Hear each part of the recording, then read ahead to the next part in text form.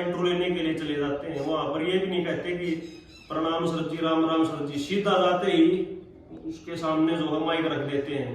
तो अब ये बताइए कि स्टॉप द इंटरव्यू, कोई भी किसी को इंटरव्यू नहीं देगा, क्योंकि ये सिर्फ व्यू का चक्कर है, पैसे कमाने का चक्कर है।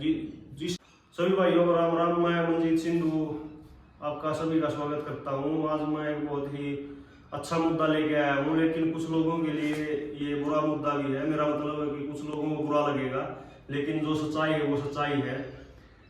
जितने भी इंटरव्यू हैं, आप सभी इंटरव्यू को स्टॉप द इंटरव्यू, सभी इंटरव्यू जो है आप बंद कर दीजिए। किसी को भी आप इंटरव्यू मत देना। आप एक बात बताइए मुझे, ये इंटरव्यू ले रहे हैं, या आपको कुछ फायदा करते हैं, या आते हैं अपने व्यू बनाते और चले जाते हैं। आपके घर से जब 5 से दोबारा ही निकलते हैं तो रुकते भी नहीं, ये भी नहीं पूछते कि अब आप कैसे हो, इन्हें सिर्फ व्यू से मतलब है। जब किसी का भाई बेटा, अब जैसे मैं उदाहरण देता हूँ, अब 2 भाई थे जो आपको सभी को पता होगा, 8-10 बच्चों ने मिलकर उनका कत्ल कर दिया, तो सभी उनका इंटरव्यू ले रहे हैं। एक ही दिन में उसके पिताजी को 10 से 20 या 30 बार एक ही बात बार बार दोहरानी पड़ती है, इंटरव्यू लेते हैं। अब एक बात बताइए, उसके दिल पर कितना बुरा बीत रहा होगा, और वही बात उसको दिन में इंटरव्यू लेने वाले हैं जो वो 20 बार रिपीट करवाते हैं।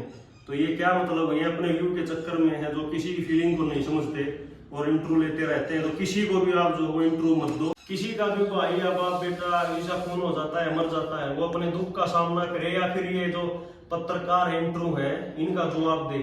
वो ये नहीं सोचते कि उसका दुख का सामना में कुछ मतलब उनको कुछ दुख हुआ तो उसकी मदद करते हैं। मदद करना तो दूर गया, कम से कम 50 या 70 जो रिपोर्टर हैं वो उनके घर पर जाकर वही बात 1 या 2 दिन में बार बार रिपीट करवाएंगे। उस बात का उसका दुख जो है उसका मजाक बना देते हैं अपने व्यू के चक्कर में। तो मैं आप सबसे ये कहना चाहूंगा कि स्टॉप द इंटरव्यू, कोई भी किसी को इंटरव्यू नहीं देगा, क्योंकि ये सिर्फ व्यू का चक्कर है, पैसे कमाने का चक्कर है।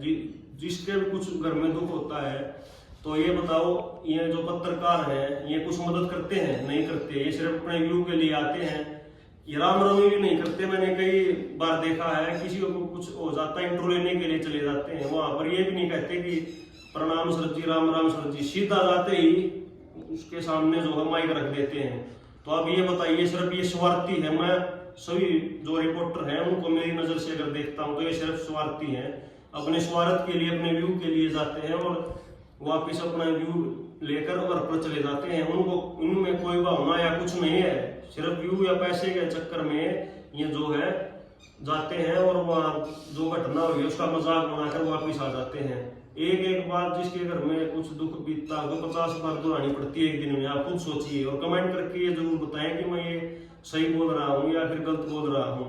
तो सभी इंटरव्यू जो स्टॉप कर दीजिए। अपने दुखों का सामना जो है वो खुद को ही करना पड़ता है, दूसरा आपके कुछ काम नहीं आ सकता।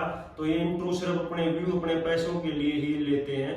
ये राम रमी भी नहीं करते, सीधा जाकर सामने माइक रख देते हैं। मैंने कई जगह पर देखा है। तो कोई किसी को इंटरव्यू नहीं देगा, मेरा यही कहना था। अगर ये बात किसी को बुरा लगी हो तो मैं माफी चाहता हूँ, लेकिन ये सच है, सत्य है।